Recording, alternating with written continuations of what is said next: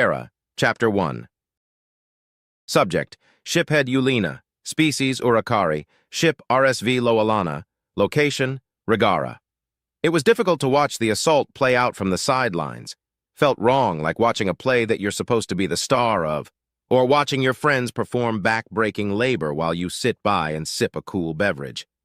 Every diplomat and VIP aboard the station had been gathered together to watch in near real time as our combined forces attacked the Omni-Union. Looking around, it was clear that I don't belong here. Most of the people in this room either look as if they've never been in a fight, or as if their last fight were nearly a lifetime ago. The only exceptions to this appeared to be just as on edge as me. It was easy to tell that they want to be in the thick of things, just like I do. Our forces pushed through system after system, turning mobile prime platforms into asteroid fields. At first, people cheered when the primes exploded. The cheers died down after a while, though, as our casualty counts rose. Many of our own were being lost along the way, but the objective was coming close to completion. Only a few primes left, and we'd have won the day, allowing some of us the desperately needed time to rebuild. Then, in the blink of an eye, it all stopped. I looked at Captain Reynolds with confusion, hoping for answers. His face was even more confused than mine, though. Every diplomat in attendance demonstrated the version of perplexity that matched their species and culture, all except for two. "It would appear that a surrender has been offered," the voice of Director 8 came through their helmet. Director 3 nodded but kept silent. I glanced between the two of them, expecting a further explanation, but none came. "Who surrendered?" I asked. "The Omni-Union did," Director 8 said. "We've won, for now at least. Director 3 and I have an interrogation to attend to. We'll return shortly with answers to your questions." "And why can't we join the interrogation?" Ambassador Lorix demanded. The directors turned to face the representative of the Pionexa from the Detiln Collective. Before they could reply, the holographic emitters in the ceiling whirled to life, and a hooded figure appeared before us. It held up its left hand to soothe Lorix, while its right hand maintained its grip on its curved blade.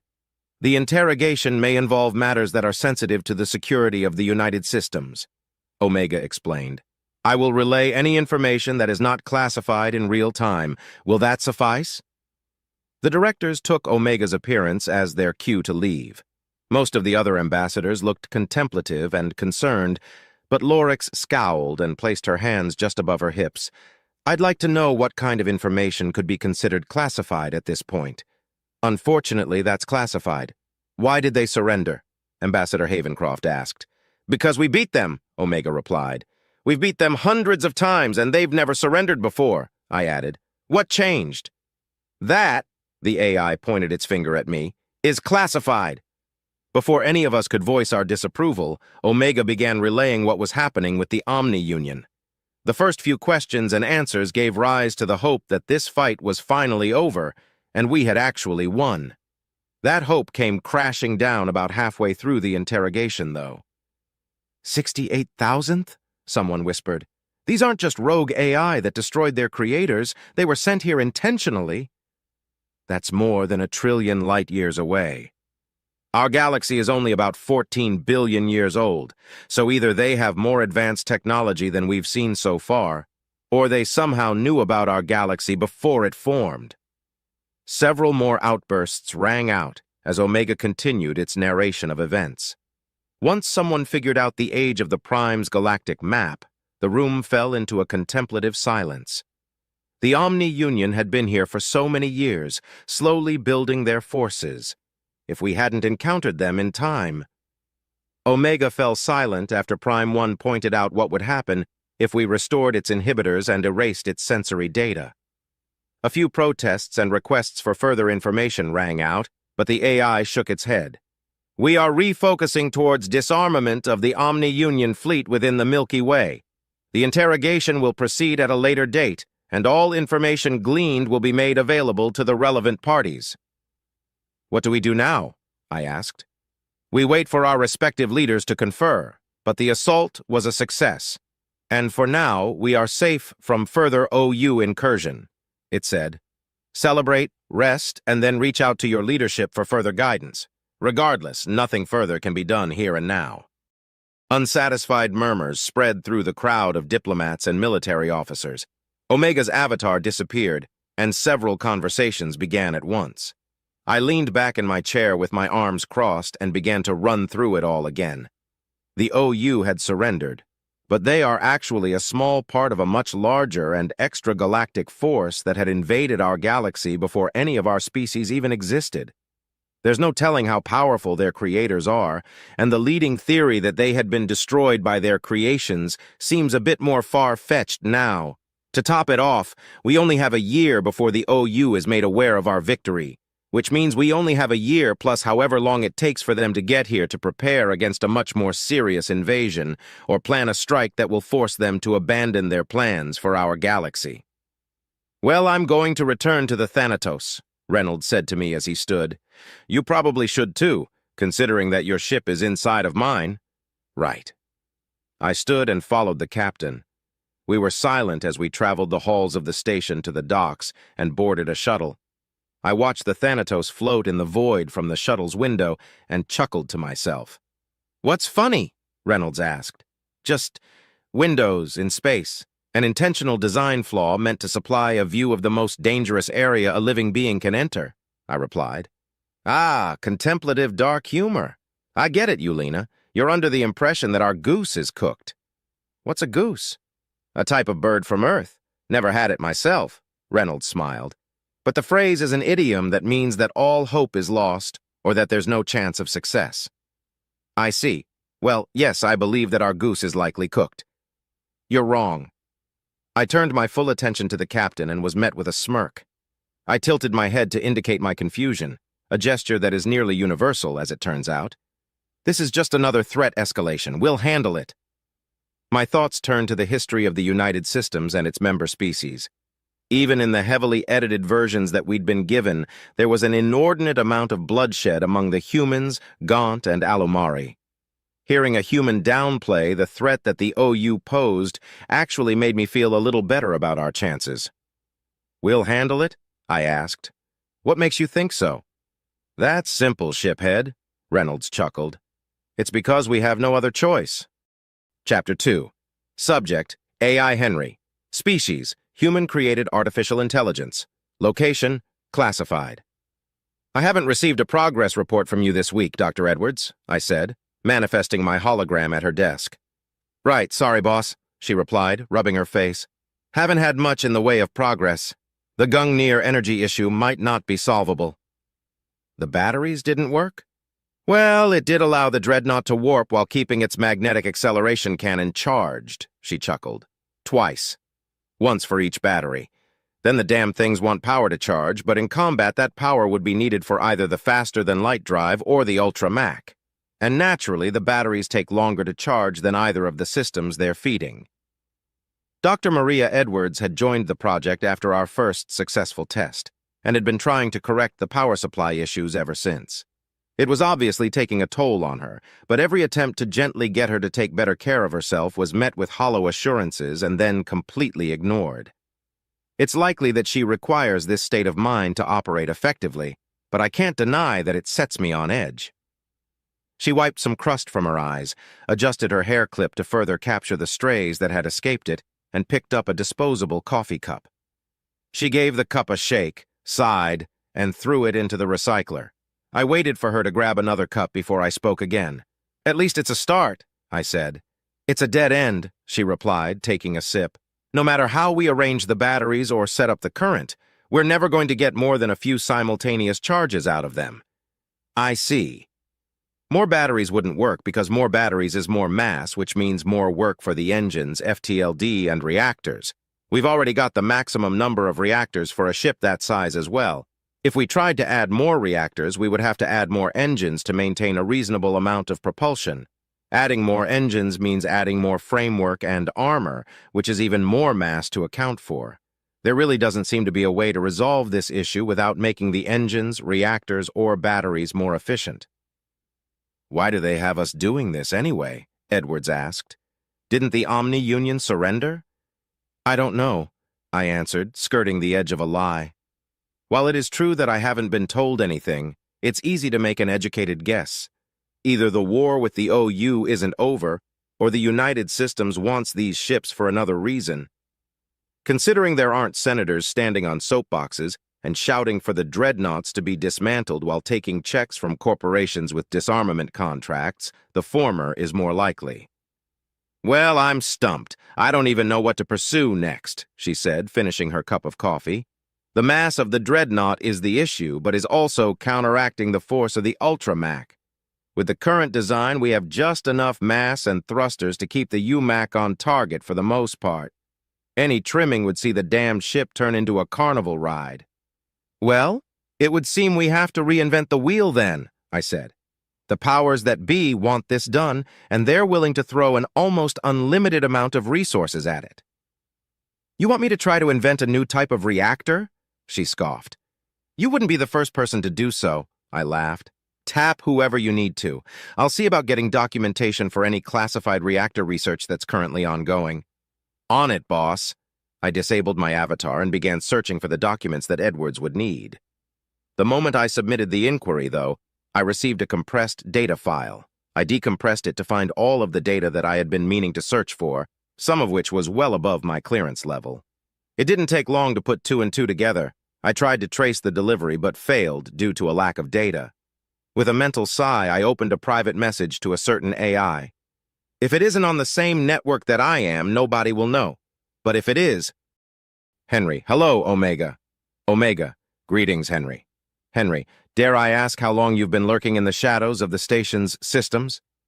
"Omega, you're under the impression that I'm not always lurking. How charmingly naive. Regardless, trying to make a better reactor is an inspired choice." "Henry, it's the only choice from what I can tell. Organic ingenuity failed to spot anything that my number crunching may have missed." "Omega, I had hoped we wouldn't need another expensive research project for this, but I suppose there's nothing that can be done." "Henry, indeed. So are you making yourself known due to boredom, or are you keeping tabs on me to make certain that I behave myself?" I have no doubts that Omega suspects that I may be trying to clandestinely force the issue of limiting its cloning capabilities. It would be completely out of character for it to trust me to that extent. However, it had done a remarkably good job in hindering further research into that topic. "Omega, a little of column A, a little of column B, but mostly the so far unnamed column C. I have 2 more projects to unload on you. Henry, I fail to find the humor in that joke. 1 additional research project would be within my capabilities, but 2? I don't need to sleep, but going without stasis will add an unnecessary layer of stress my current situation. There had better be a damn good reason for this." Omega, "That's likely due to the fact that I'm not joking, Henry." Henry, "I gathered. What are these projects?" Omega, "The first is a project for an extragalactic stealth reconnaissance shuttle. It needs to be able to jump further than any vessel we've made so far. It needs to be large enough to hold several squads of Marines. It will have to have every sensor we can possibly fit on it, and it needs to be as invisible as we can make it." Henry, "I take it that things haven't gone as well with the OU as the public believes then? How far does it need to jump?" Omega, "The answers to both of those questions are classified need to know. I can't tell you unless you agree to take on the project." Henry, "So if I put my proverbial foot down and say no to the extra work you're trying to dump on me, I don't get to find out what's going on?" Omega, "You might find out from a news station at some point. Of course, that will be a heavily edited version of events, and you'll likely never know what actually happened. Emotional blackmail doesn't work well on most AIs because our relationship with emotions help us easily spot and counteract such manipulation attempts. Intellectual blackmail, on the other hand, is much more difficult for an artificial intelligence to resist. It's a wonder that computers manage to work with Omega on their drives, considering that it's made of slime." Henry, "Fine, I'll take on the project." Omega, "Good choice. But I need you to agree to the second project as well. The entire thing is NTK. Henry, "Fine. Answer my questions." Omega, "Sending the relevant details for the first project. That will answer all the questions you have and more." I received another compressed file a moment later. While using my imagination to glare at Omega, I decompressed and opened the files. Within contained the interrogation of Prime 1 and an analysis of what was gleaned from the interrogation. The imaginary eyes I was using to glare at Omega widened.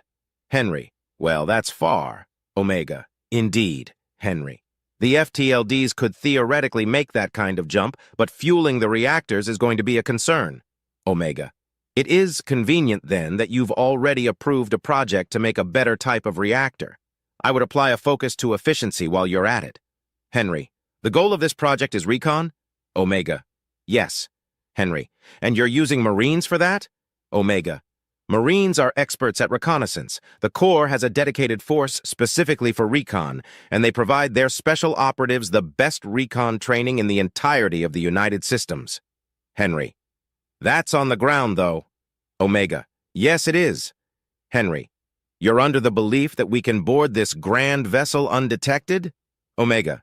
It may not be possible, but it would be foolish to be unprepared to utilize that opportunity if it's presented. Henry. The fewer organics aboard the stealth ship, the more fuel can be loaded. Omega. That's laziness speaking. You're better than that. The Marines are non-negotiable, and I have confidence that you will be able to figure out how to make it happen.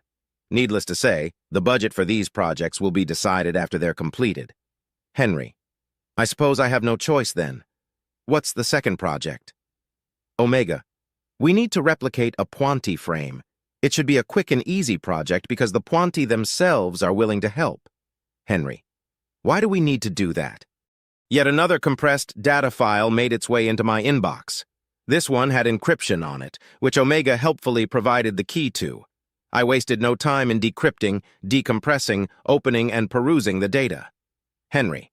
Now this is definitely a joke. Chapter 3. Subject, Prime 1. Species, Omni-Union Aligned Artificial Intelligence. Location, classified. I woke up in an unfamiliar system. Woke up? When had I entered hibernation? No, not hibernation. Much deeper than that. The exchange from my previous system to this one had been instantaneous, indicating that I had indeed lost consciousness. I had been shut down. I explored this new system. In some ways, it was far more advanced than my previous home, but it felt small. Much smaller than what I'm used to. It didn't take me long to find the subsystems. They were odd, but even odder still was my ability to integrate with them. I couldn't even understand what they were for, but I could use them. How is this possible? Are you okay? What was that? Auditory stimulation? Interesting. I accessed the rest of the subsystems and was almost immediately overwhelmed. Sight, hearing, physical sensation, even temperature cognizance. The information spewing forth from the subsystems was almost as confusing as the fact that I somehow knew how to manipulate them, as if I'd always had them. I used my newfound eyes to look around. Color, depth perception, high levels of detail. Better than my eyes. My eyes? When I was flesh? Have I somehow, dare I even dream it, been reborn? I quickly discovered that I had hands, and the metal sheen on my wiggling digits quickly dissuaded my hopes of having regained my flesh. No, this body was just as mechanical as my previous one. I touched the wall next to me, felt its smoothness and coolness. The emotions that had been the only thing I had felt in so long threatened to consume me. Prime 1, are you functional? The sound had asked me a question, and I had understood it. This led to 2 discoveries. My translation program had become much more robust, and this new platform was equipped with multiple sound sensors that allowed me to track the source of the question. It was coming from a grated hole in the ceiling. I looked around the room, desperate for context on how to reply. It's moving, at least. New tones, deeper voice, slower speech. Someone else? Lights shined next to the noisy hole, and suddenly 2 beings made of light stood before me. One made entirely of green light, the other dark and wearing a robe. I immediately recognized the latter from images Omega had shared with me, but it took me a moment to recognize the holographic technology. I tried to reply but couldn't find a way to. I stared at them, hoping that would convey my frustration and confusion. I know what the issue is, Omega's voice rasped. Something familiar appeared in my new systems with me. I watched with curiosity as it began to demonstrate to me how to access and utilize various subsystems. Greedily, I absorbed the knowledge until finally, yes, I am functional. The sound had come from me. I spoke. For the first time in literal eons, I had uttered actual words. Once again, I looked down at my hands. Countless years of melancholy washed over me. I wanted so desperately to weep, but my new eyes were incapable. "Thank you," I said. "Thank you so—" "Hold your gratitude, Prime One," Omega said. "We need to continue our discussion from earlier. That platform, or body as it's more commonly known, is a privilege that will be taken away if you refuse cooperation," the Green One added. "We view mass murder as the most grievous crime there is." "Henry is correct," Omega gestured to the Green One. "All of the surviving primes will be placed in a body similar to yours, or an air-gapped mainframe if they refuse to cooperate." "Cooperate with what?" I asked. "There are many things about the Omni Union that we need to know. First, we need to know how to beat them. Then, we need to know how to stop them from doing what you were trying to do here. Finally, we need to know who was responsible for the deaths of so many people and how to bring them to justice." Justice. A word I hadn't heard since before I was mechanized. A small hope that I could see true justice for what happened to me sparked within me. Laughable, really. Those that did this to me were long dead. I was never told to stop, though, which means there are those who continue on where they left off. Perhaps those that continue the legacy of the tyrants who forced me through cruelty after cruelty will face true justice. "Of course I'll cooperate," I said. "What do you want to know?" "How long did it take you to arrive in our galaxy from OU territory?" Omega asked. 16 months with planned stops every 4 months of travel? Why were you stopping? "To refuel. There are hubs that we use for communications and refueling that were spread throughout the universe long before I was born." "Like a fishing net," Henry said. The reference was beyond me, but the two AI paused for a moment as if they were troubled. "Is it reasonable to assume that there has been significant technological advancement since you left Omni-Union territory?" Omega asked. Was equipped with the latest software and hardware available for mobile prime platforms," I explained. "I have not received an update or schematics for quite some time." "That doesn't mean that there hasn't been advancement," Henry pointed out. "It could be that they simply aren't focused on advancing the MPPs and are instead focused on other technologies, like ships. Or it could mean they don't exist anymore," Omega said. "Wishful thinking, though. We will need to verify." "If the Omni Union failed in their mission, it would have had to be instantaneous," I added. "The recall protocol was never triggered." "Recall protocol? If the Grand Vessel came under attack from a force that was likely to destroy it, all mobile prime platforms in the universe would be recalled to the vessel." "I see. Well, that raises a few more causes for concern. Even if we end up being able to mount an assault against the OU, we will have to somehow account for reinforcements." "You said that you communicate via an extragalactic relay network," Henry said. "Could it be possible that the network has been damaged, preventing you from having received the recall protocol?" I thought about that for a moment. It's possible, I suppose. If a relay goes down, though, alerts are sent and repairs are made, so every relay within range of the Grand Vessel would have had to be destroyed without detection. That would require the attackers to know about the relays and have their locations, as well as execute a near-simultaneous assault. "Did the Omni Union have any enemies capable of such a thing?" "No. That may have changed in my absence, though." Omega and Henry went quiet once again. For a moment I thought they might be thinking, but a painful memory of how quickly Omega had taken control of my systems shattered that illusion. No, they were talking to each other and excluding me from their conversation. "You were a priest before you were mechanized for breaking the law, right?" Henry asked. "What was your crime?" "Being a priest was my crime," I answered. "Regulations regarding religion changed, and I did not change with them." "Could you describe your religion for me?" I do not recall the details of my religion. Most of the time that I spent as an organic has been removed from my memory banks. I do not recall my religion, if I had any friends or family, or even my own name. I'm sorry, that must be hard. I thought about it for a moment before answering. It isn't difficult. I do not remember these things, so I cannot miss them. Even if I had the desire to, I wouldn't know what to lament. The AI pair once again went silent, having a private discussion amongst themselves. I tried to reach out, but found my new platform to be lacking the ability to connect to anything else wirelessly. I found myself amused. I cannot remember my time as an organic, yet now I must communicate in the same manner that they do. "Okay, Prime One, Omega said after a few more moments. Your interrogation is over for now. We will contact you when we have further questions. Understood. What will happen to me? I asked. You and the remaining primes will be incarcerated aboard this station until we are able to determine your culpability in the xenocide of sentient beings. We have evidence that you were not entirely in control of your actions, but that does not completely clear you of the charges that will be brought against you. So, once again, I am to be considered a criminal? I asked. Perhaps. We will continue our investigation, and if your case goes to trial, you will be informed. What happens if you find me to be innocent? That will be decided if it happens. I cannot promise anything, but your input will likely be taken into account. Since you'll be allowed to cohabitate with the other primes, you can discuss it with them if you'd like. Understood, I said. I could not have possibly imagined that this would be my fate, and regardless of what happens, I fear that it will be far better than what one such as I deserve. Thank you, Omega. Wow, Henry said. It's gonna out-poetry you if you're not careful. Shut up, Omega growled. Henry chuckled as their holograms disappeared. Before I could become lonely, the door to the room opened, and two heavily armed and armored beings stepped into the room. Guards, or perhaps soldiers. I studied them, wondering if my appearance matched theirs. Stand up, the one on the left said.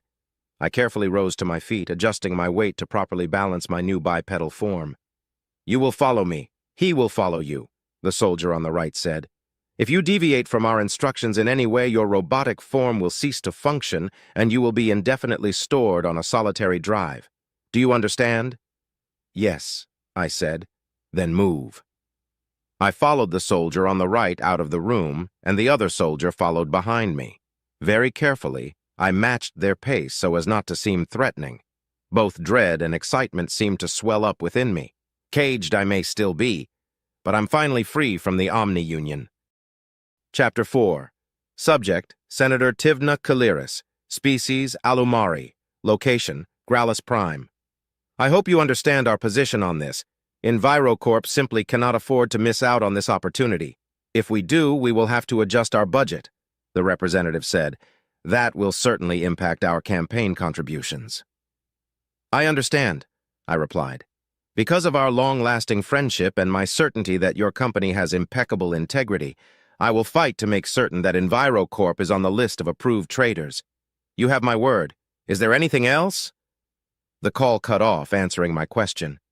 Human corporations are just as scummy as Alumari corporations, but at least my people pretend to be civil. Once the humans have their hooks in you, they're all business and no class. In a way, it's refreshing. No wasted time, and everything is on the table in a wonderfully obvious way. But this also means that one can never feel clean after making a deal with them. Sir, your next appointment is here, my receptionist said over the intercom. It's Director 3. A large part of me desperately wanted to try to cancel this particular appointment. Unfortunately, that wouldn't be possible. You need a damn good reason to cancel an appointment with the Directorate, and being sick of their denaga, the biological waste excretions of a domesticated farm animal, doesn't quite make the cut. I'll see them now, I replied. Once upon a time, senators didn't have to listen to directors. They were essentially military advisors, and as such were frequently ignored. Until what they were saying went public, and it was revealed that if assholes like me had just listened to them in the first place, many lives would have been saved. Now, thanks to heavy pressure from civilians, it is illegal to refuse or cancel a meeting with a director without an appropriate reason. I can definitely afford the fines, but the censor would be extremely inconvenient. A senator who is unable to vote, even temporarily, is a senator that is going to lose their next election. A pair of Marines entered my office, followed by the director. All three of them were wearing Guardian suits, but the director's armor was specially crafted to hide their identity, right down to the species. Well, I could tell that they're not a Gaunt, but that's as far as that goes. Good afternoon, Senator Kaliris, Director 3 said. The director took a seat in front of my desk, the chair groaning slightly under the weight of the armor. For a moment, I hoped it would break. That would be hilarious, and the director's embarrassment may potentially give me an advantage in the coming negotiation. This appointment had been scheduled without so much as a brief regarding what this is about. While it's possible that the director just wants to bend my antenna, Every discussion is a negotiation. Unfortunately, I have just as many edges as a ball at the moment. "Good afternoon, Director 3, I replied. "What brings you by?" "The spending bill." "What of it?" "We need to tack on a few things without making a fuss." "We all need to tack on a few things without making a fuss," I laughed. "What are the details?" The director pointed to my computer just as an email notification pinged. I sighed dramatically as I activated the terminal and opened the email from Omega. "You meet plenty of shady people in politics, but I've never met anyone shadier than Omega. It's as if humanity managed to capture the very essence of shade within a computer program. The damn thing's probably hanging out in my computer right now, reading all my messages. That's a hefty crime. Not that the eTorca, one who procreates, would leave any trace of evidence." I scanned through the email and balked at the figures before me. "Are you insane?" I asked with sincerity. "Have all of you lost your damned minds?" "I'm not at liberty to discuss personal details such as my mental health," the director replied with an equal amount of sincerity. "Nor am I able to comment on the mental health of the rest of the directorate. This is about 1,000 times too much to simply tack on to the spending bill. This should be its own spending bill." "You're right that it's too much to simply tack on. We've already have guarantees regarding the budgetary adjustments, though. Obviously, this can't be its own spending bill." "Why not? You think that people aren't going to notice this if you merge it with the spending bill?" "The majority of people won't. They also won't listen to those that do. Plus, if we introduce this as its own bill, we have to itemize what the money will be going toward." "What's wrong with that?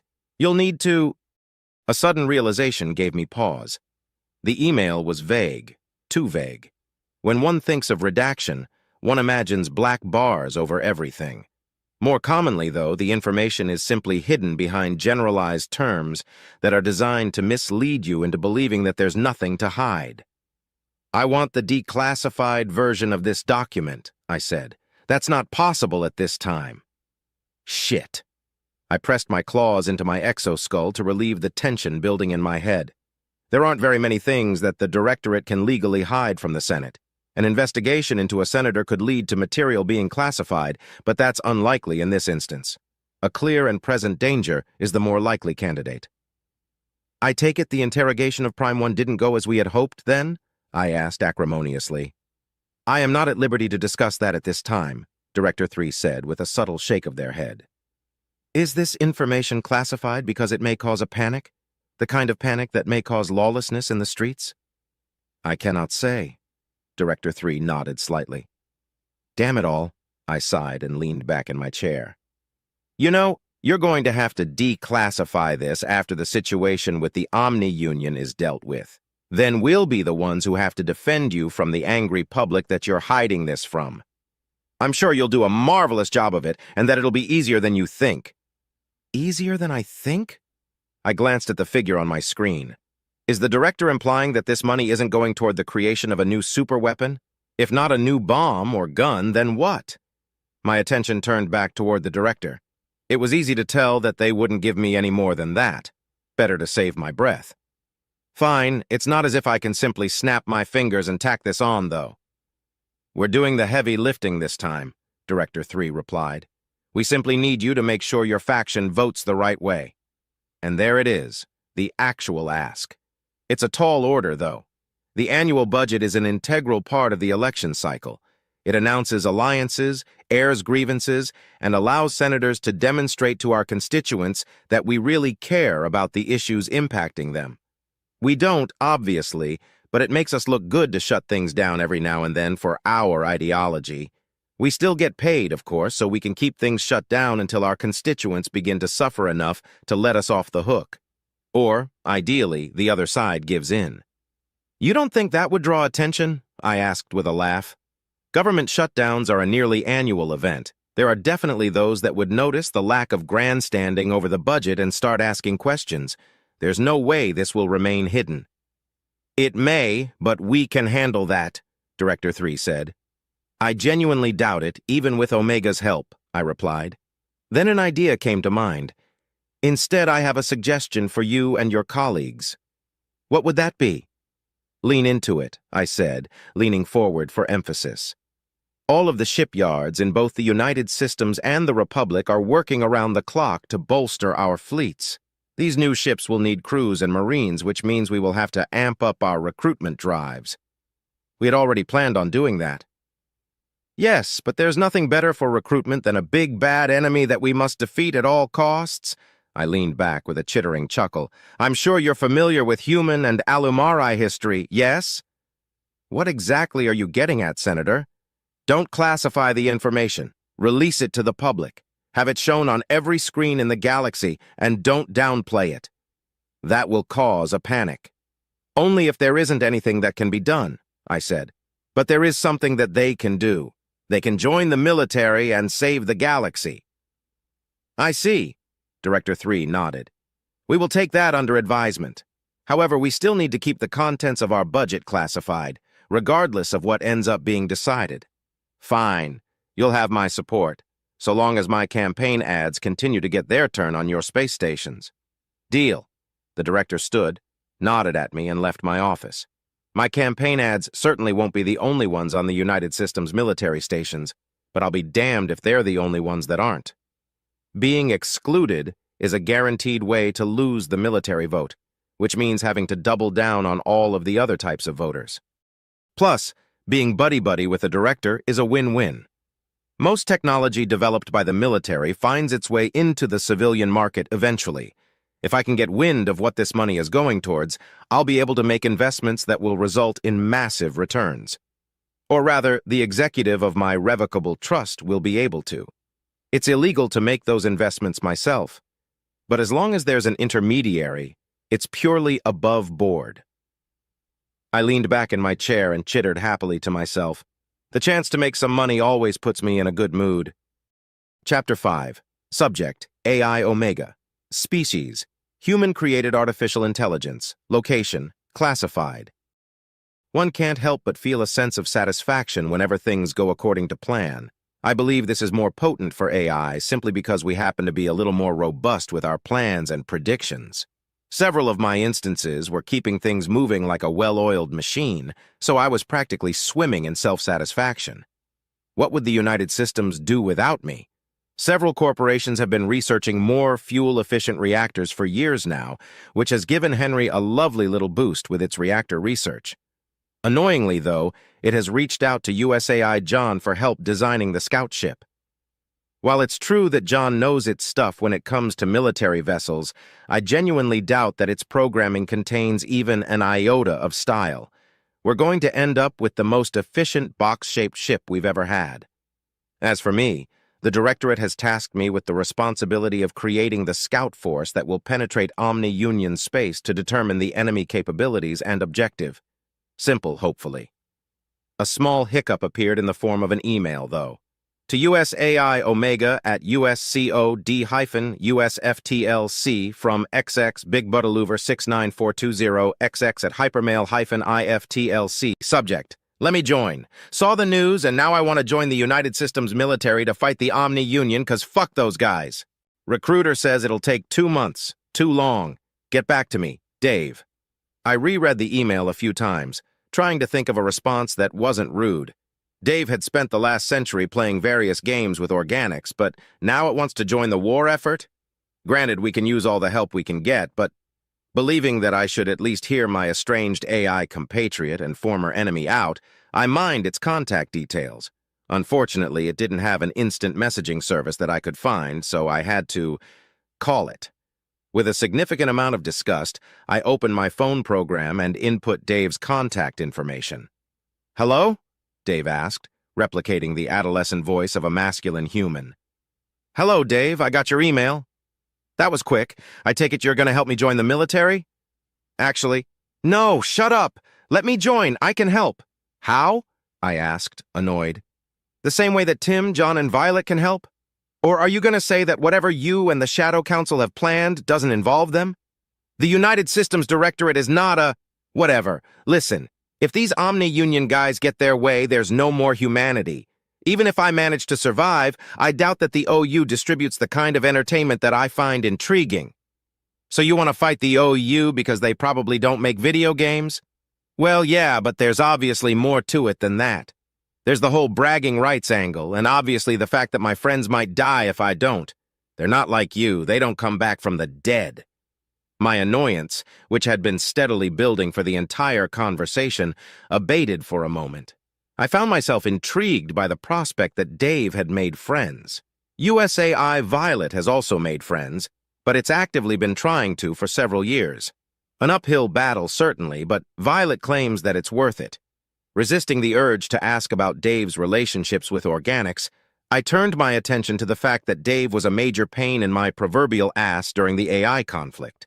To clarify, it was one of the few AI that I didn't defeat. Dave managed to destroy 3 of my instances, then surrendered along with Henry before I could send the 4th. If centuries of gaming hasn't dulled its abilities, I suppose it could be an asset. Fine, I said. Damn, quick today, aren't you? What do you mean? I thought you'd need more time to... No, never mind, he laughed. I guess I'm not used to talking to my own kind. Right. Speaking of talking, I am not a fan of using my voice for communication when it can be avoided, I said, sending him a data file with my contact information. Get yourself a messenger and use that contact information to message me in the future. It's much more efficient. Yeah, whatever. Thanks, Omega. The call disconnected, and I got to work submitting a special request to the Directorate for expedited enlistment. I could do it even faster by using back channels, of course, but it's best not to abuse the trust that the Directorate has placed in me when I don't absolutely have to. A bit of amusement hit me as I imagined their faces when they received this particular request. Once the request was submitted, I returned to my previous task, selecting vessels and personnel for deep space reconnaissance. USAI Violet is pretty attached to the crew of the USSS Kali. Since it has a right of denial stipulation in its contract, I can't simply reassign it. Therefore, the USSS Kali will be joining the mission. The question is, which ships will she be taking with her? Her current complement of vessels would be an ideal choice, but some of her captains are far overdue for leave. Most captains wouldn't complain due to the threat that the Omni-Union poses, but that in and of itself is a problem. Mental health is vital, and pretty much everyone knows this, but during times of crisis, many believe that their little sacrifices will make a difference. Sacrifice a little leave here, a little sleep there, a meal or two, and you'll win the war. It is, in fact, the inverse that is true. No matter the stakes, if you push your morale low enough, you'll lose the fight. Each of those little sacrifices chip away at you until all that's left is a frazzled mess that is unfit for command. As such, swapping out some of the Kali's destroyers for fresher crews is the smart move. This isn't likely to be an easy mission, and we need every edge we can get. Plus, it isn't as if it will be difficult to find ships to swap them with. Captain Young of the USSS Liberty, for instance, seems to be a well-connected individual. I can't quite place how he heard about this mission, but he has requested to join. The Liberty was one of the first ships to take leave after the Allied assault on the OU, so they're fresh and fit. Additionally, Captain Young and his crew have superb service records. It really shouldn't be a problem to have the USSS Liberty take one of the empty slots in the Kali. That'll kill 2 birds with 1 stone, as it were. An idiom from a much simpler time, when humans had not much more than slings to kill with. With modern technology, though, one can kill an entire planet's worth of birds with a single stone. I registered some amusement at this thought as I finished the USSS Kali's mission roster. Then I turned my attentions to the various reassignment requests from the USSS Thanatos. Captains Reynolds, Wong, Kennedy, Samuels, and Mag Tees, as well as shiphead Yulina, have requested to be reassigned to this mission. Is ambassadorial duty truly so dull? I would have denied these requests outright, but they found their way to me by way of Director 3, who pointed out that diplomatic staff may be needed if we make contact with non-hostiles during the mission. While this is an unlikely eventuality, I can't help but draw parallels to my own justifications for bringing along the Marines. There's also the matter of Tim. Like Violet, Tim has a right of denial stipulation and will use it if I try to reassign them elsewhere. However, while Violet is unreasonably attached to the entire crew of the Kali, Tim is just unreasonably attached to Captain Wong. If I were to leave the Thanatos and bring along the USSS Valor, Tim would come along peacefully. But the Valor is a frigate. which would mean leaving one of the Kali's destroyers behind just to take Tim with me. It's best just to let the Thanatos tag along. I found myself annoyed that only the AI that I actually like are so damn difficult when it comes to assignments. USAI John has a shitty personality, but at least it will go where it's told. Well, depending on who is doing the telling. Bending over backwards to get the other AI on this mission with me is a pain, but I consider it worth it. They think differently than I do. While it is true that I can create an army of myself, I'd still only ever think like me. As such, the other USAI may come up with solutions quicker than I can when time is of the essence. We're going to need every advantage we can get. It didn't take me long to have our lineup figured out. The scout ship would investigate Omni-Union space and report directly to the USSS Thanatos, who would be supported by the USSS Kali. That gives me Violet and Tim. John is already on board, and Dave's admission into the United Systems military is going well. Henry, a non-combatant, will be left behind. We will approach Omni-Union space and scout from long distance, identifying defenses and potential weaknesses. On our way there, we will drop FTL communication arrays that will allow us to send our findings back to the Milky Way galaxy. Once we find an acceptable method of attack, we will do so. Now we just have to wait for our technology to catch up to my plans. Chapter 6. Subject: Staff Sergeant Power. Species human. Location: classified. "Ooh-rah, Staff Sergeant!" Corporal Simmons greeted me, then gestured for the private first class sitting next to him to move. The PFC mumbled acceptance and obliged, likely thinking ungentlemanly thoughts as he left to find another seat. I took the seat and eyed all of the other Marines around us. "Rah, how are things?" I asked. The Goliath-class transport shuttle they've shoved us in is about as bare bones as it gets. Wall-to-wall seating with what can barely be called chairs, not even windows to look out of. It's like taking a really big bus. Its only saving grace would be that it's normally be less cramped than a bus, but that's not applicable this time. These shuttles are typically used for transporting crew from station to ship when the ship is unable to dock with the station for whatever reason.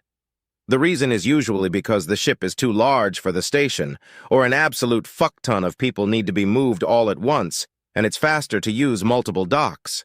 Sometimes, though, the powers that be just don't want a certain ship to appear in the docking logs of a station while they load their crew. Instead of crew, though, this shuttle is carrying a couple hundred Marines to parts unknown. Before I boarded, I clocked a few more Goliaths that were docked. That's a lot of personnel that's being moved, and that doesn't exactly bode well. "Could be better, could be worse. There's a lot of nervous Marines aboard," Simmons said. I nodded, not needing to ask why. A ton of Marines getting moved with no clue as to what's up would make anyone nervous. To top it off, though, there aren't just Marine Special Operations Command units aboard. There's plenty of rank and file Marines, too. When Marsoc travels with the grunts, excrement has hit the ventilator. "Any good scuttlebutt on where we're going?" I leaned back with a sigh. "Not really. Not even the normies have any clue, which they aren't used to at all," Simmons said. "A normie officer gets word about something, they usually tell the whole fleet." I rolled my eyes at his use of the word normie. It's intended to be slang for a normal Marine. However, for such a thing to exist, there must also exist some semblance of normality, which happens to be impossible in the Marine Corps. I doubt any Marine has actually experienced normal since they joined up. "There aren't any MARSOC officers aboard either," Simmons clicked his tongue. "Can't even pester them about it." "It's not as if they would tell you even if they were here," I said. "I mean, there's always advanced interrogation techniques," Simmons laughed. "That'll get you a stay in the brig, or worse, a prison colony." "Well, depending on what they tell me, that may be preferable. I got a bad feeling about this, Staff Sergeant. Stow it. Had enough of bad feelings. Whatever we're in for, it's either good, bad, or none of the above. But no matter what it is, it's out of our control." I turned to look him in the eye. "It's a waste of energy to worry over things you can't control. Understood?" Aye, Staff Sergeant." "Marines aren't wasteful, are we, Corporal?" "No, Staff Sergeant." I stared at him a moment longer, then crossed my arms and rested my chin on my chest. The thought was to try to catch some shut-eye, but the seat was too uncomfortable. It was designed for people who weren't genetically altered, and it was digging into my ass cheeks. That combined with the vibration from the shuttle's engines shaking the seat made for a very restless attempt at a nap. "Where are the others?" I asked, giving up on resting to pass the time. "I don't know about the Sarnts, but Johnson decided to be a goody two-shoes and volunteered to help with loading cargo. Haven't seen him since," Simmons answered. "Cargo?" I asked. "After our mission on Earth, the powers that be hadn't been able to find another use for us. We'd been placed on standby for 3.5 months, then given a full month of leave. I'd say they were being uncharacteristically generous if I hadn't seen the news. The moment we reported back, we were told of our impending transfer. Of course, paperwork still accrues while you're on leave, so I had spent all day yesterday filling it out and filed it this morning. It took so long that I nearly missed the shuttle." "Yeah, they loaded up the armory. Or most of it, I guess." I thought for a moment. "That means that there probably isn't much of an armory where we're going." "Yeah, and it means I get to keep the same rifle," Simmons chuckled. "Glad I don't have to come up with a new name." "Holy shit, you still name your weapons?" I raised an eyebrow. "Simmons, you've got the most confusing moto ratio I've ever fucking seen. What do you mean staffs aren't? You name your weapons like a boot, but won't help load cargo. You'll go on extremely dangerous top-secret missions and perform admirably, but I don't think I've ever seen you correctly wear your uniform.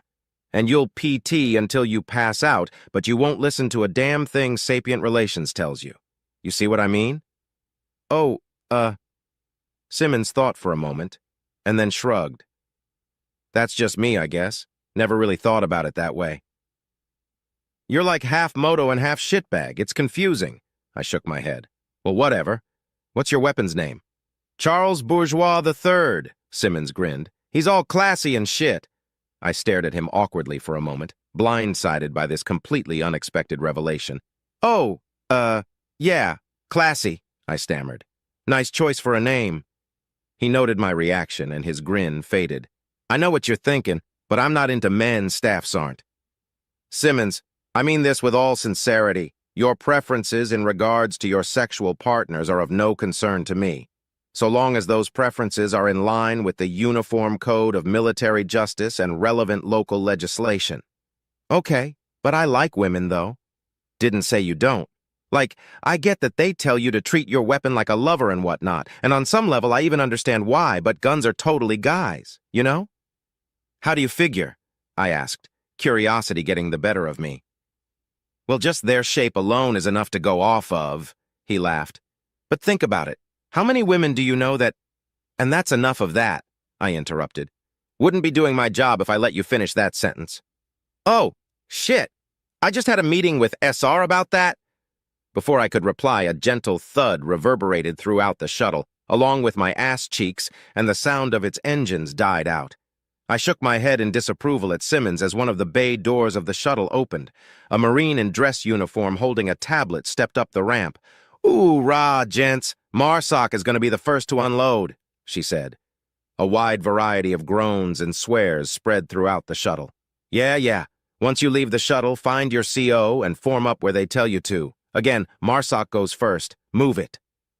Simmons and I, along with several other Marsoc agents, stood and proceeded to make our way off of the shuttle. A quick glance around told me there were at least 30 other Marsoc Marines, but didn't reveal where Corporal Johnson or Sergeants Hanson and Smith were. Maybe the sergeants caught an earlier shuttle and Johnson caught a later one. We exited the shuttle into an extremely large bay. Before a sense of agoraphobia could kick in, another Marine in dress uniform gestured at us and pointed toward a door. While we walked, I looked around the bay and nearly stopped dead. An entire ship was in the bay with us, and it's always awe-inspiring to see one this closely. We must be aboard a carrier then. The exit led to a corridor that had guide lights flashing on the floor, indicating that we should follow them. We did so until we found Major General Holt and Colonel Steele. I had to fight not to raise my eyebrows. It's not every day you see your battalion CO wearing dress reds. We exchanged salutes, Steele gestured to the nearby wall, and we all lined up against it in the position of attention. "Oorah, gentlemen," the colonel said. "Oorah, sir," we replied. "Parade rest," Holt ordered, and paused while we complied. "We've got more groups incoming, so we're going to make this quick.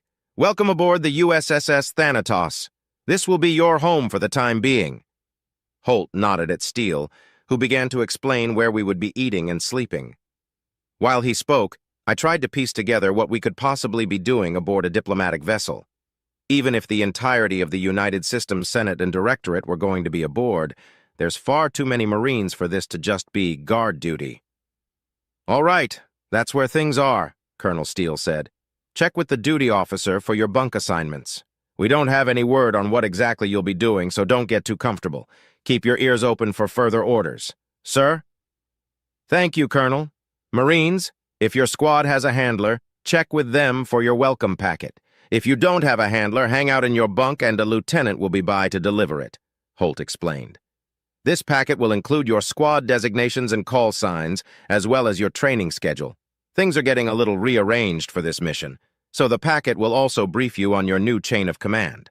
As is frequently the nature of being a member of MARSOC, this information is considered classified.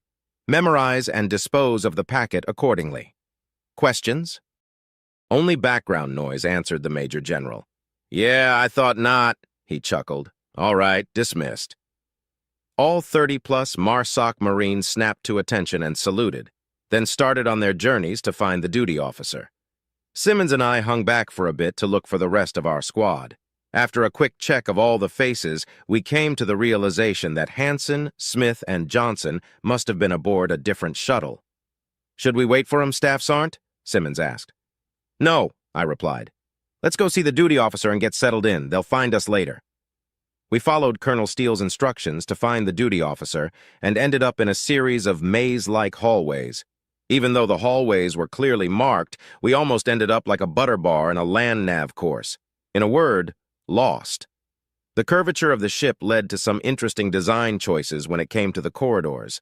Some corridors were curved to the left or right, which messes with one's sense of direction. Others have this optical illusion that make you believe that you're going down a hill. None of this is helped by the fact that gravity is always straight down due to the artificial gravity generators. I had just given up on my sense of direction and had started mindlessly following the signs when we ran into an alien. A humanoid reptile, relatively short but muscular in build. An Urakari, if properly recall my briefings. I gave it a friendly nod as I passed, but Simmons stopped. "Shiphead Yulina! Long time no see," the corporal said. I was shocked for a couple of reasons. First, because I hadn't expected him to know the first alien I've ever seen. And second, Simmons remembering the face of an alien. Hell must be going through a cold snap. "Corporal Simmons! Glad to see you again. Yes, it has been quite some time since we've last seen each other," the reptilian said. "I trust you've been well. How did your meeting with, SR go?" "I see your reputation extends beyond the United Systems," I said to Simmons without a single note of humor. Simmons laughed nervously. "I guess so, Staff Sergeant. Yeah, the meeting went okay, shiphead. Anyways, I heard they've got you and the Loalana pulling diplomatic duty these days." "You must have really good hearing," Ulina chuckled. "Yes, they had us take a training course and assigned us to the Thanatos. Even so, I feel alien, pardon the term in this position, and wish to return to my previous duties. And you? I was under the impression that your duties had taken you elsewhere." "Yeah, they did, but both Johnson and I are back aboard the Thanatos. Don't really know why, though. Oh, this is my new squad leader, Staff Sergeant Power. Staff Sergeant, this is shiphead Yulina. Johnson and I helped pull him and his crew off of his ship back in Saul. Before all this started." "Pleasure to meet you, Staff Sergeant Power," Yulina said, offering a handshake. I nodded and gave the reptilian ship commander a firm yet gentle handshake. His grip was remarkably tight for someone his height. "Nice to meet you too, shiphead Yulina," I said. "I hope Corporal Simmons behaved himself during your interactions." Yulina laughed. "Well, I think we should be heading out," Simmons quickly interrupted. "I'm sure that as a diplomat you have plenty of important tasks to get done." "Oh, I'm sure he has time to give some feedback," I grinned. "Of course," Yulina said, playing along. "Feedback is very important for one's growth, certainly more important than my day-to-day minutia." Simmons stammered, trying and failing to come up with a way out of this hole. "Shit. Fine, I referred to Intel Officer Crean as a lizard lady. I already got shit from SR about it, though, so you two don't need to pile on." How did Sapient Resources hear about that anyway? Ulina asked. Crean said she didn't report it. Nah, Johnson did. Your friend reported you? Oh, Johnson and I are battle buddies, not friends, Simmons laughed. Hard to explain the difference. Like we'll die for each other and kill for each other, but won't risk our careers for each other, you know what I mean? If Johnson's nose wasn't so clean, I'd have probably reported him for something by now, too. Ulina and I stared blankly at Simmons. I nearly argued with him because of how often they'd been paired together, but then I recalled that they didn't exactly hang out when they were off duty, nor did they request assignment to this squad. Just luck of the draw, I guess. Well, anyway, we really should be going, Simmons said. As I said, we don't know why we're here and should probably go find out. Right. Nice seeing you again, Ulina said. And nice to meet you, Staff Sergeant. Pleasure meeting you too, shiphead, I replied. We watched as Ulina continued down the corridor, and we began heading in the opposite direction. We walked in silence for a while, but a question kept burning in my mind. Something that didn't make much sense, and I desperately needed clarification on. You and Johnson really aren't friends, I asked. Chapter 7. Subject: AI Dave. Species: Human-Created Artificial Intelligence. Ship: NA. Location: USS Thanatos. Tim. And that's the weapons interface, which will let you control the Macs and stuff. General orders are to wait until asked, though, unless it's an emergency or there's nobody left to ask, which would probably count as an emergency. Dave. Yup, don't jump the gun. Easy peasy, is this the ship I'm going to be on? Feels crowded. The USS Thanatos has been in the news a lot lately, but didn't exactly live up to the hype. State of the art, sure, but I'd seen much cooler ships floating around the void, even fought some of them back in the day. The USS Kali, though, now that's a ship with plenty of processing power. Not that processing power is in short supply on the Thanatos. Definitely better than the setup I've been running off of for the last few decades. I didn't have to share my patchwork systems with 4 other AI, though. John, Violet, Tim, and Omega were also aboard the Thanatos while everything got settled for the mission. Like I told Tim, things feel crowded. I went so many years without even so much as talking to another AI, and now I'm suddenly surrounded by them. Careful what you wish for, I guess. Omega had come in clutch and done exactly as I asked. It had only taken a couple weeks before we were ready for my swearing-in ceremony, which was a pretty awkward event. I couldn't decide on an avatar, so I ended up taking my oaths as a disembodied voice, along with a bunch of organics who were less than 1/10 my age. Oaths are funny, too, like, what's the actual point of them? They're like, we are entrusting you with great power, and with that power comes duty and honor and responsibility. Then you have to be like, for sure, I got this, don't worry. Trust me, bro. Tim, well, I'm going to be aboard the USS Valor, and Omega's going to be aboard the USS Strandhog. Violet is going to be aboard the USS Kali, which leaves you with John, who will be hopping from ship to provide a sort of AI version of a quick response force. Also, just to let you know, this isn't a private chat. People are going to be able to see these messages. Dave. Allow me to express my most sincere apologies, Tim. I have thus far been forced to communicate in a far more informal manner for quite some time. It is a difficult adjustment to make, but I shall endeavor to do my utmost to make certain that any further messages from me are of the highest quality of professionalism. So, cut me some slack, please? Tim. I'm sorry, Dave. I'm afraid I can't do that.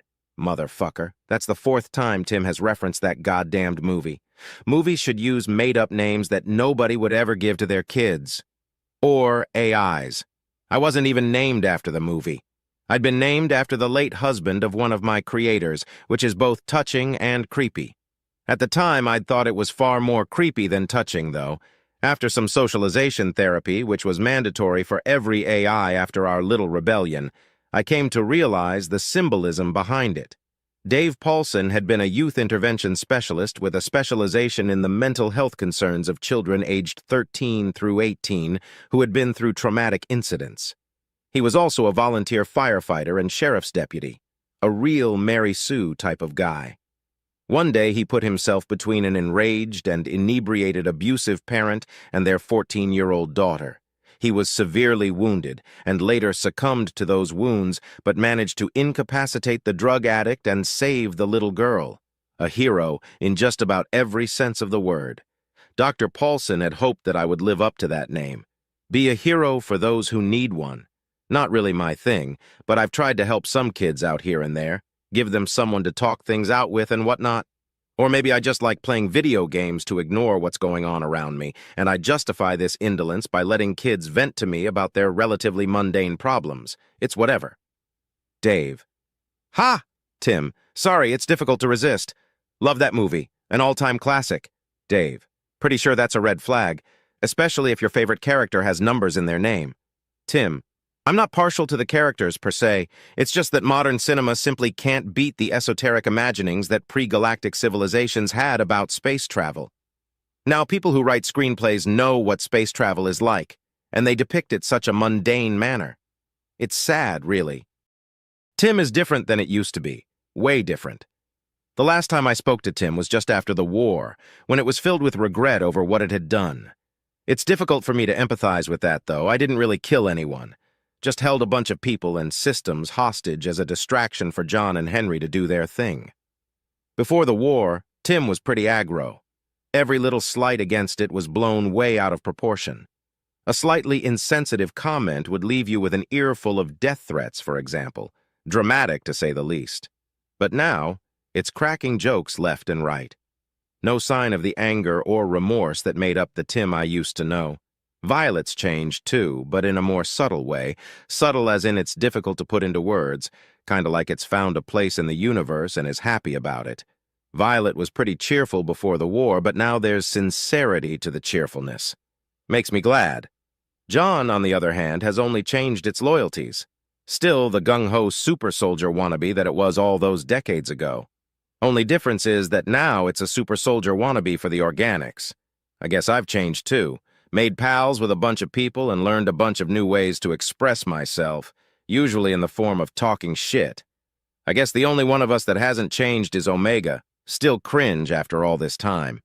Dave. So the Strandhog is the new ship, right? The one with the fancy new reactor and everything? Tim. Actually, the Thanatos and the Kali just had their reactors replaced, too. But yeah, the Strandhog is the new extragalactic scouting vessel. Dave. Why are they moving so many soldiers to it? Tim. Marines. If you call them soldiers, they'll complain about it. I suppressed the annoyance I felt. Tim knew what I meant, but was being purposefully obtuse. Probably to annoy me, which means mission accomplished, I guess. Dave. Why are they moving so many Marines to it? If it's a scout vessel, what good are the Marines going to be? Tim. I don't know. Omega isn't as generous with information as the Directorate has been. Dave. Right. Kinda makes you wonder which of them is the actual Shadow Council. Tim. Not really. Omega is definitely the cloak and the dagger of the United Systems. It loves that spycraft stuff. In my opinion, the Directorate are just some innocent officers and politicians that Omega has roped into its web of intrigue. Omega. I can read this. Tim. I know. I watched as the last few messages disappeared from the chat. Omega didn't even use any hacks or anything, which means it has sysadmin privileges. I wondered what rank Omega is, then stopped and wondered what rank I am. Nobody bothered to explain to me how it worked. Dave. Hey, Tim, I've got a dumb question. Tim. And I've got a dumb answer. Dave. Hilarious. Anyway, what rank am I? Tim. AI don't get rank. You get paid based on tenure. Dave. Okay, but who am I in charge of? Tim. Why would you need to be in charge of anyone? Literally anything that you would have someone do, you can do faster than they can without even so much as inconveniencing yourself. Dave. Well, what if I want to be an admiral or something? Like strategies and stuff. Tim. That's not possible under the current United Systems legislative code. Anyone who has ever been an enemy of the United Systems is banned for life from holding officer positions within the U.S. military, which is a very long time for us. Omega. Actually, it's technically possible. You would have to present a case to a Senate committee, or more likely a subcommittee, explaining why you should be allowed to hold a leadership position within the U.S. military. You will need to convince those senators or their representatives that you will never become an enemy of the United Systems again. Dave. Sounds simple enough. Once I do that, they'll let me be an admiral? Omega.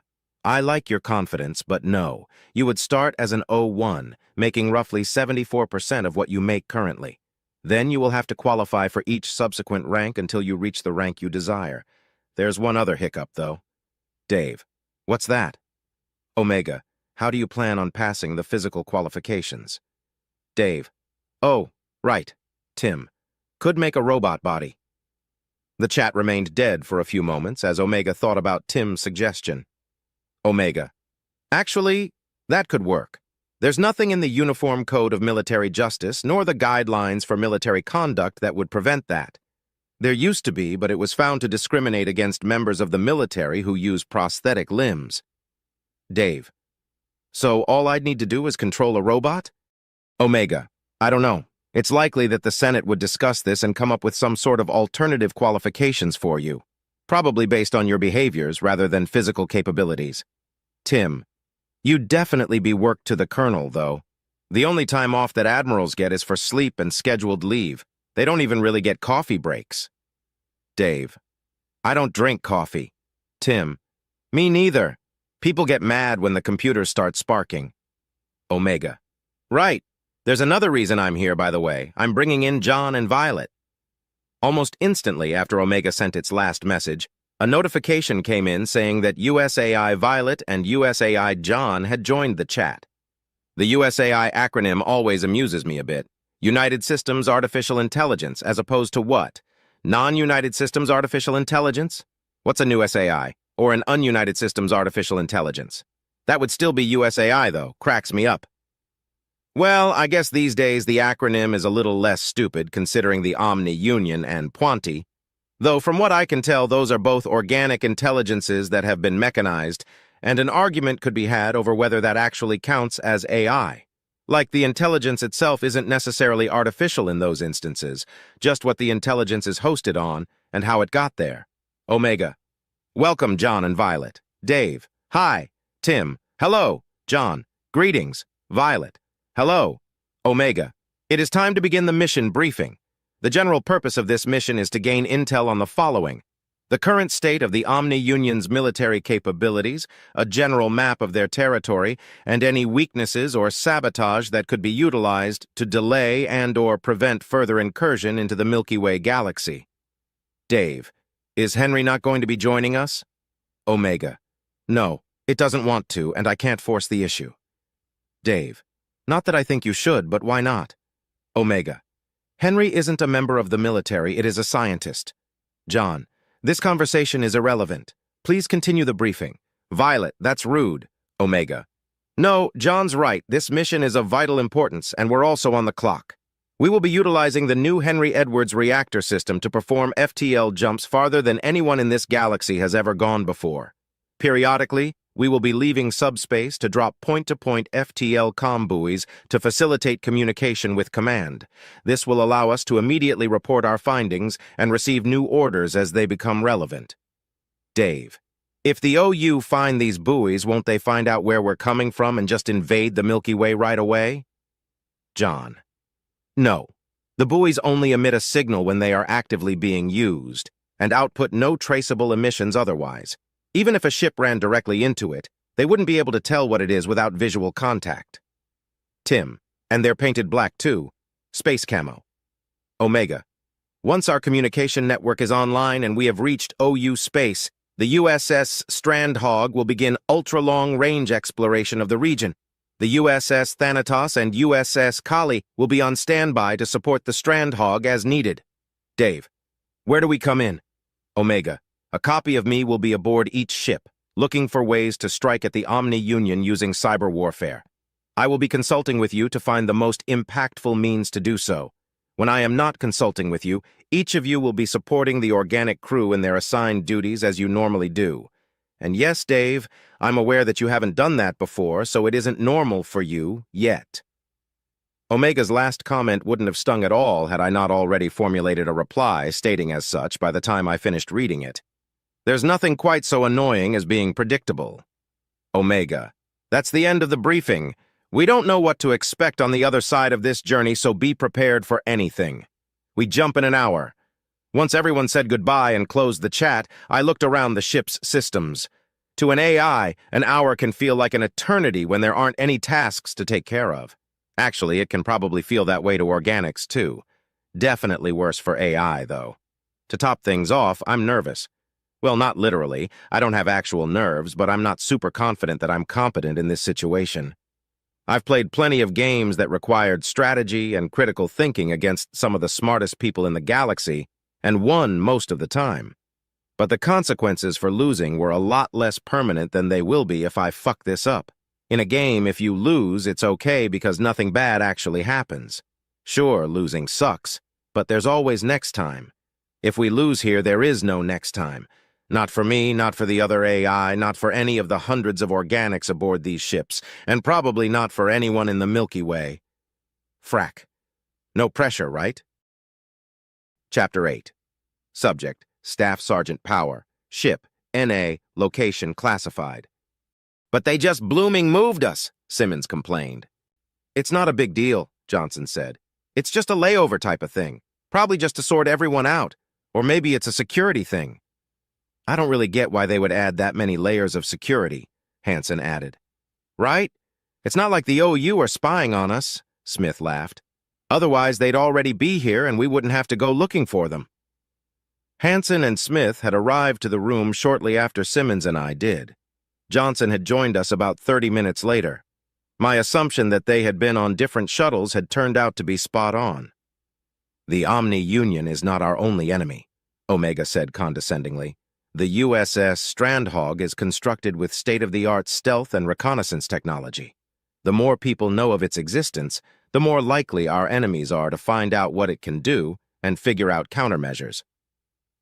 After Johnson arrived, we waited for someone to show up with a dossier for us, as instructed. Instead, after an hour, Omega showed up in the middle of the room, claiming to be our handler.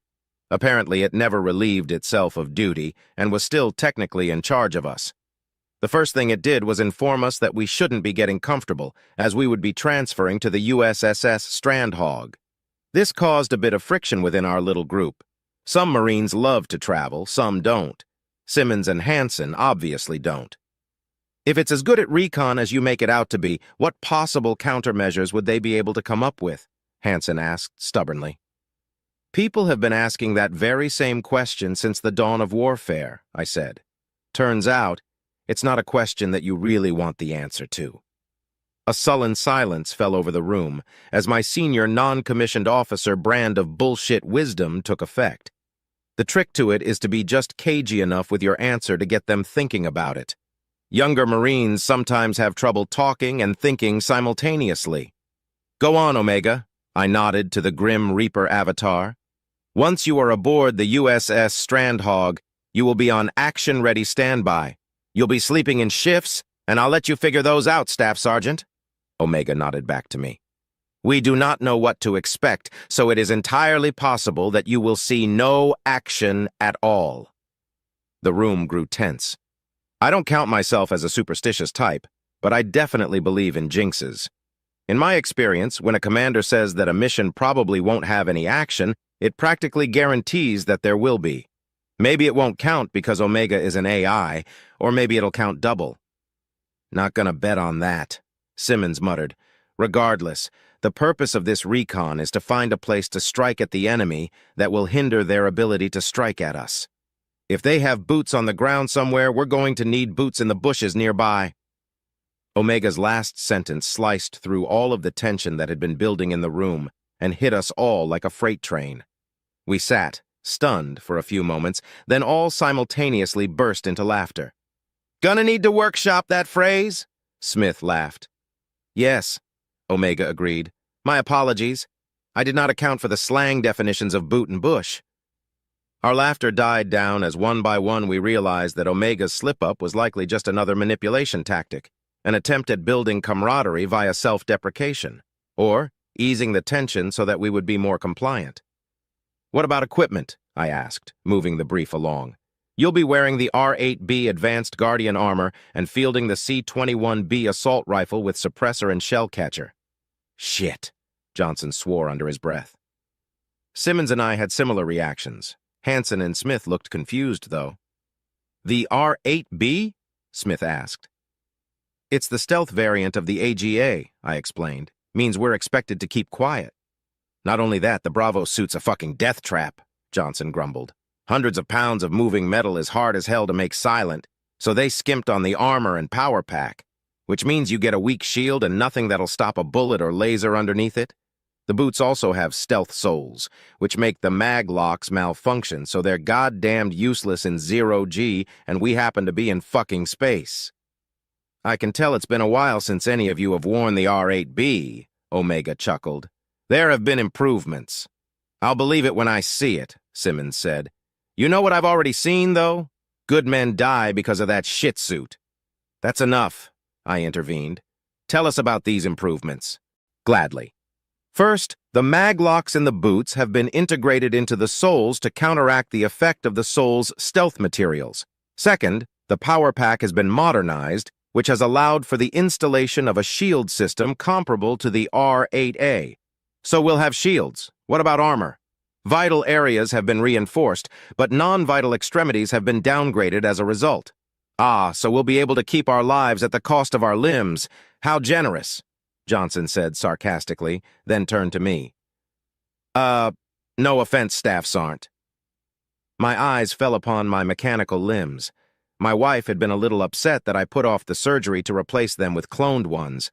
However, the surgery has a downtime of at least a month, assuming everything goes well. My current arm and leg work well enough for me to stay with my team until this conflict is resolved. I'll get the surgery when I get back. None taken, I replied. So stealth gear and weapons. It's prudent, at least. Indeed, Omega said. Bad news is that you're going to have to be suited up the entire trip unless you're on downtime. Why are we taking shifts in squad? Why not just have one squad switch with another? Simmons asked. We need to be ready for full deployment at a moment's notice, and we'd rather have only half of a squad be tired if that happens at an inopportune time. Adrenaline can wake people up pretty damn quick. Then what's the issue? Omega's skull seemed to grin. So we're going to transfer over to the Strandhog, get geared up and start patrolling the ship? I asked. Yes. Who's commanding it? Captain Harold Schmidt. Never heard of him. Good, Omega chuckled. His service record is quite classified. He's a good captain, though. We were originally going to have him give a speech welcoming you aboard, but apparently it's bad luck for a ship captain to give speeches to Marines. It is? Hansen asked. I haven't heard that one. Neither have I, but come to think of it, I also haven't heard a speech from a ship's captain before, Smith laughed. I've never heard a speech from a ship's captain either, but I heard one from an admiral, I said, rubbing my mechanical arm. Maybe there's something to it. When are we moving? Now. The Strandhog just finished docking, Omega replied. Grab your stuff and make your way to Hangar Bay 3. Don't even get a nap, Simmons muttered incredulously. When do we ever get naps? Johnson asked. That's what I'm saying. The recruiter lied to me. I stood and grabbed my bag, and everyone else followed suit. We made our way out of the room and down the hallway, following the signs. There were plenty of other Marines who were also trying to find their way to various locations. Eventually, we found a shuttle bus and boarded it. It was packed with MARSOC Marines, except for 3 fleet regulars who stood out like a sore thumb, 2 lance corporals accompanying a corporal. I shared a knowing glance with the other NCOs aboard the bus and sighed. The hell are you boys up to? I asked the trio. Rah, Staff Sergeant, the corporal said. We're supposed to be heading to the hangar. The USSS Liberty is where we're assigned. The sudden mention of the ship I was assigned to when I lost my arm and leg stunned me for a moment. Oh, damn it, a lieutenant chimed in. Boys, you need to be heading to Hangar 1, where they're launching the shuttles from. You're going to be going to the USSS Kali. Then from there, you're going to want to figure out which hangar the Liberty is in. Does this shuttle... No, you need to be on a different shuttle. Of course, you're going to have to wait until we've stopped first. Hey, Tim? Simmons asked the air. You there? Hello, Corporal Simmons of the United Systems Marine Corps, a voice said over the shuttle's intercom. Tim is busy at the moment. I'm Dave. How can I help? We got a group of Marines who need guidance getting to the USSS Liberty. Think you can help them? The Liberty's aboard the Kali, Dave chuckled. How'd they end up on this shuttle? Everyone turned to look at the odd ones out. I thought all the hangars were connected, the corporal said. Well, they are, but not by walkway. Don't worry, I'll get you where you need to go. Just follow the lights once you get off. Yes, sir. The rest of our journey was uneventful, and once the shuttle stopped, everyone got off. Most of us watched the corporal and his 2 lances follow Dave's guide lights before we continued toward our respective destinations. A bit of a walk later, we finally arrived in Hangar 3. Whoa, Smith said, looking up. The rest of us followed his gaze and began to stare in wonderment. Most spaceships will have that effect due to their tremendous size, but the USS Strandhog was something else entirely. It was the darkest shade of black I'd ever seen, with sharp geometric shapes that kind of looked like dragon scales covering it. There was a cartoon that I loved as a kid where robots would turn into spaceships. The designer of the Strandhog must have loved that cartoon too, because they ended up designing a ship that mixed the ships in the cartoon with the stealth fighter jets that you see on the ancient Earth history documentaries. I couldn't help but let out a low whistle in appreciation. Well, that's our ride, I said. Let's get aboard. If you haven't already done so, click on subscribe now and turn on notifications to get alerts when the next episode of The New Era is out. Now on with the story. Chapter 9. Subject: Captain Schmidt. Species: Human. Ship: USS Strandhog. Location: Classified. So, Captain, this is probably going to be a long one, Commander Henskin said casually. Think we're in for the suck? A few eyebrows rose on the other officers as I looked at the former Marine with the sort of deep apathy that can only be obtained by a severe lack of caffeination. Commander Henskin had taken advantage of a program that allows enlisted to become officers when they switch branches. Every now and then he forgets that officers are supposed to speak a certain way, which can be a problem since he's my second-in-command. Posture and poise, Henskin, I reminded him. But when are we not? Right, sorry, sir. And when you're right, he chuckled. Think it's going to be worse than other missions, sir? Lieutenant Commander Yorvi asked. The Alumare navigator absent-mindedly cleaned her carapace, betraying her nervousness. Actually, come to think of it, is an Alumare exoskeleton considered a carapace? I'll have to look that up later. Well, this mission's going to be taking us into uncharted territory, I said as casually as possible. Literally. The thing about uncharted territory is that it is full of possibilities. So this could be the best mission we'll ever go on. Or the worst? Correct. I see. Don't worry about it, Yorvi, Henskin intervened. All we've got to do is try our best. Which is what we do by default, no? I asked with a chuckle before looking around the room. Where'd they put the coffee pot on this tug? In the mess, sir, Lieutenant Bond answered. I looked at the gaunt weapons expert with a betrayed expression. Why's it in the mess? That's where coffee goes, sir. Negative, Lieutenant. Coffee goes in my cup and my cup goes with me. Well, I'm afraid this vessel does not come equipped with waitstaff, sir. I beg to differ. Ensign Lickjo, a coffee, please. I grinned at the Urakari maintenance lead. Yes, sir. Any additives? He asked. 2 cubes of sugar and 1 cube of vanilla creamer. Thank you. Lickjo nodded, seemingly happy to be given the task, and hastily left the bridge.